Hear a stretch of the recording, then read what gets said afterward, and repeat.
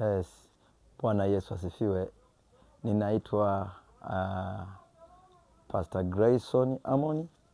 Ninatokea Kahama, mkoa wa Shinyanga. Ni mtumishi wa Mungu ambaye nimepata neema na kibali kwa Bwana kumtumikia Mungu kwa kipindi hichi.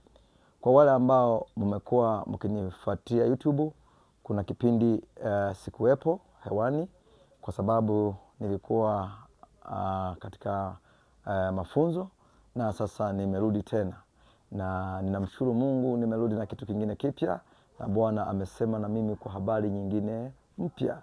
Na siku ya leo pia nataka nikushirikishe mambo machache kati ya mengi, na tutaendelea kushirikishana sana kwa sababu Mungu amenipa neema ya kuishi kwangu si kwa ajili ya maisha yangu tu peke yake, ni kwa ajili ya kusaidia wengine, hasa wale ambao mnapitia nyakati ngumu ambazo zinaleta shida sana. Nitazungumzia kwenye eneo moja la kiuchumi, lakini pia na familia.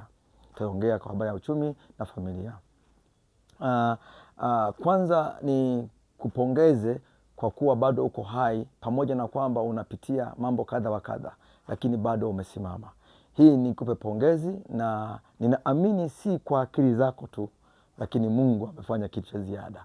Kwa sababu niniongea na watu wengi na nimeona wengine wamekuwa wakinipigia simu wanaopitana na changamoto nzito, ninakuja ninagundua kabisa mengine unavuka si kwa akili zako, lakini kwa msaada wa Bwana.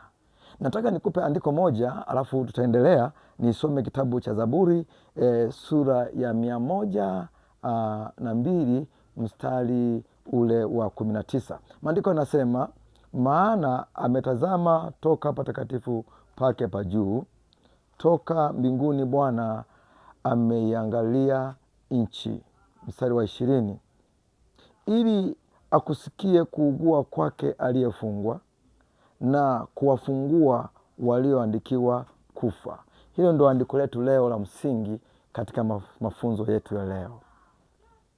Nataka ni kutazamishe upya kwamba wewe ni nani na kwa nini uko hapo. Mara nyingi tunaweza tukasema kwamba Mungu yuko mbali na sisi pale ambapo tunakutana na changamoto nyingi. Na wakati unaingia kwenye shida, kuna kipindi unahisi kama vile hauna msaada kabisa. Na wengine kama Mungu haingilii kama pendavyo, unajikuta ameamua kuingia kwenye hatari mbaya zaidi. Lakini nataka nikuangalize kwamba kwa nini watu wanapita kwenye nyakati hizi. Ni kwa sababu wamepungukiwa mafundisho. Fundisho ni muhimu sana, na hasa unapokuwa upo katika changamoto, kitakachokusaidia ni kile ambacho ulijifunza. Jinsi ya kuweza kujinasua katika ile mitego, jinsi ya kuweza kuondoka katika lile wimbi, hutegemea ni jinsi gani ulijifunza. Maandiko yanasema jaribu halikuwapata isipokuwa linaoendana na uwezo wako. Sasa unapoingia kwenye shida, mara nyingi hutegemea umejifundishaje. Na ndiyo maana fundisho ni la muhimu sana, na ni nzuri sana fundisho, ila ukikosea kujifunza, ukajifunza vibaya, ni hatari zaidi. Mimi niko hapa Usukumani, kabila kubwa hapa ni la Wasukuma, na Wasukuma ni wafugaji wa ng'ombe. Na kwa sababu ya fundisho, uone jinsi ambavyo fundisho lilivyo na nguvu. Anafundishwa ng'ombe kulima. Huwa ng'ombe anachukuliwa, anafundishwa namna ya kuvuta lile jembe, anavuta namna, anafundishwa huku anaelekezwa. Huwa wanafika hatua wale ng'ombe wanazoea kulima. Unakuta anaweza akachukua mtoto mdogo, akashika lile jembe la ng'ombe, akafunga kwenye ng'ombe wake wawili, halafu akaanza kuwaswaga. Anawaambia tena, yuko peke yake, hata wapiga, anawaswaga namba akitoa ishara kwamba shokaga. Wanasikia kwa maana yake shokaga kwa Kisukuma maana yake rudi. Kwa hiyo wanaambiwa rudi, wanarudi. Pita kwenye msingi, wanapita kwenye msingi. Wanaanza kulima ng'ombe, wanaanza kufanya kazi za kulima kwa sababu wamefundishwa. Lakini asili yao haikuwa ya kulima. hawakuumbwa ili wao wanalima. Nielewe vizuri. Achana na ng'ombe.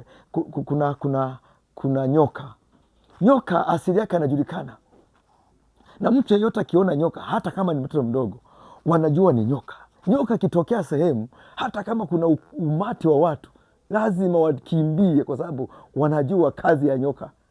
Nyoka shughuli yake wanaijua.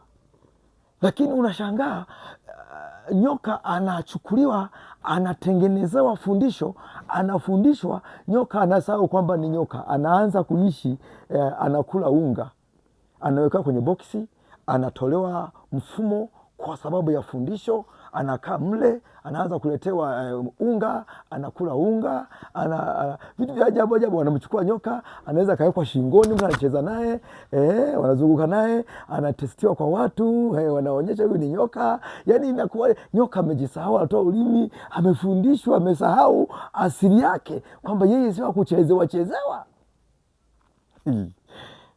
Fundisho. Mafundisho haya, unaona kuna nyuki hawa wakufugwa.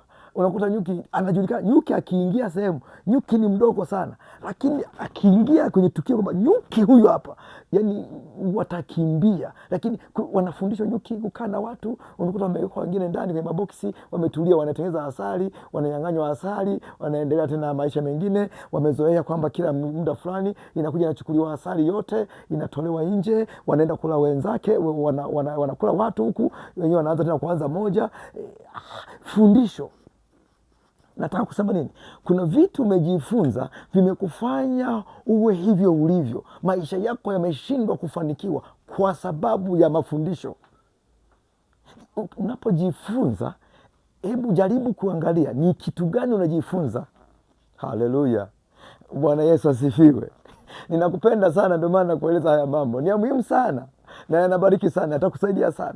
Unajua fundisho, watu wamefundishwa wakajikuta wamebaki vile walivyo kwa sababu ya fundisho. Kuna watu wanafundisha kwamba maisha ni kuvumilia tu. Wanandoa hasa wanaambiwa ndoa siku hizi ni kuvumilia. Yani ndoa inaharibika, unasema ni kuvumilia. Nani kakuambia ni kuvumilia? Ndoa ni kutengeneza. Inapotokea tatizo, jifunze kutengeneza. Haleluya. Mungu ni mwema sana. Nampenda sana Mungu kwa sababu ukijifunza unakuwa na amani tele. Anasema utakuwa huru. Yaani unaambiwa kwamba unajua haya maisha inataka tuvumilie. Ni nini unachokivumilia? Maana lazima uelewe unavumilia kitu gani unachokivumilia. Yesu mwenyewe akasema angalieni muombe msije mkaingia majaribu. Unavumiliaje jaribu? Jishu sio kuvumilia. Hayo mafundisho ni mafundisho dhaifu ambayo yamefanya watu hata hawawezi kusogea popote. Unakuta vitu vinaharibika, umeangalia vitu vinaharibika, unaambiwa ni jaribu, vumilia tu. Hapana, mengine ni lazima ujifunze kumaliza tatizo, kusahihisha na kutengeneza. Haleluya. Sasa unaona kuna vitu fulani hapa tumesoma kwamba kuna watu wameandikiwa kufa. Wewe unakuwa unafanya vitu, kumbe umeshaandikiwa kufa. Unaona mambo hayasogei. Wakati unaolewa haukutegemea ataishi hivyo. Wewe shauku yako au kusudi lako la kuolewa ilikuwa ni kwamba uwe na maisha mazuri, maisha bora, na ndio mpango wa Mungu. Mtu asikudanganye, Mungu anatuwazia mema. Narudia tena hapo, Mungu hajawahi kutuwazia mabaya. Siku zote, mchana na usiku, anatuwazia mema tu. Haleluya. Nampenda na Mungu kwa sababu ananiwazia mema.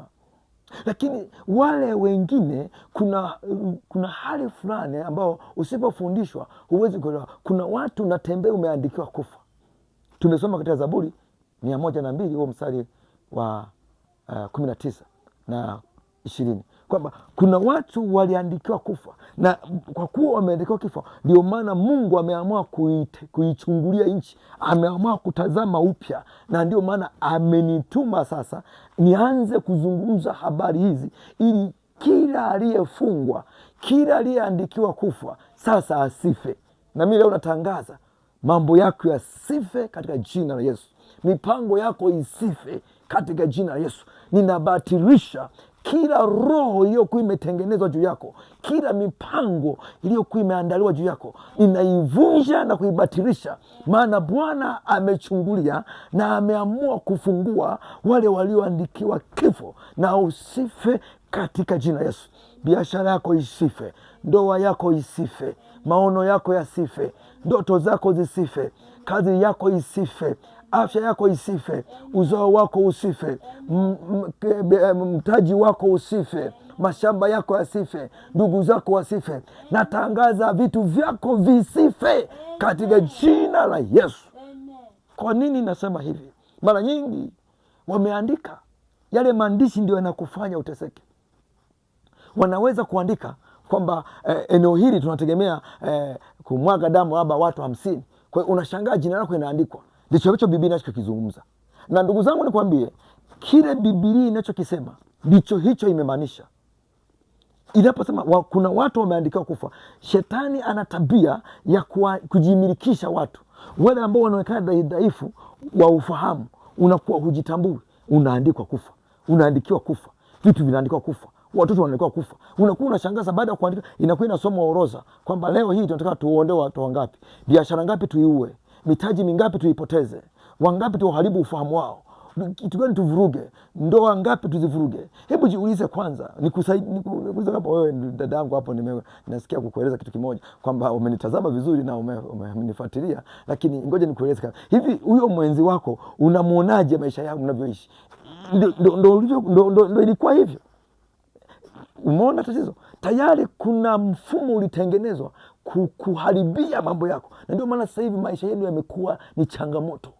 Ukweli kwa nje hausemi, lakini ukweli wewe unao. Kwa sababu ndicho ambacho Mungu ananiambia. Sikiliza, niongee na watu wote pamoja kwamba sikiliza, lazima unapokuwa unaishi, lazima usimame kulielewa fundisho kwamba nyuma yako usipokuwa makini, unaweza ukashangaa unatumikia kifo ambacho hakikuwa cha kwako. Maandiko nasema walipolala usingizi, adui akaja akapanda magugu. Maana yake nini? Usipokaa macho, utapandikiziwa vifo vingi visivyokuwa na sababu. Ndiyo kazi ya Ibilisi, na hana mchezo. Sasa halali usiku na mchana. Ndio maana nakufundisha kwamba usife katika jina la Yesu. Amen. Mambo yote yanapokuwa yanataka kuharibika, simama kukataa. Lakini pia tutawasiliana, fuatilia mafundisho yangu, nitakuombea siku hadi siku. Nimeanza, lakini pia nitaendelea kukufundisha. Nikutakia baraka njema. Jifunze kutokufa na kumaliza matatizo. Sio kuvumilia, ni kumaliza matatizo. Asante, nakupenda. Mungu akutunze, Mungu akujalie neema, Mungu akupe maisha marefu, Mungu akufanye kuwa mtu mkubwa. Amen. Mungu akustawishe. Amen. Kila ulitendao lifanikiwe. Amen. Mungu akufanye kuwa mtu mwingine. Amen. Bwana inue kizazi chako. Amen. Na Mungu akuinulie watu watakao kushika. Amen. Mungu akuinulie watu mnaoendana. Amen. Mungu akufanye kuwa hodari. Amen. Na Mungu akuweke katika fungu la watu wake. Amen. Mungu akuandike katika kitabu cha watu mashujaa. Amen. Na Mungu akufanye kuwa jiwe. Amen. Katika jina la Yesu. Amen. Amen. Barikiwe na Bwana. Tutaonana tena kwenye kipindi kijacho. Asante.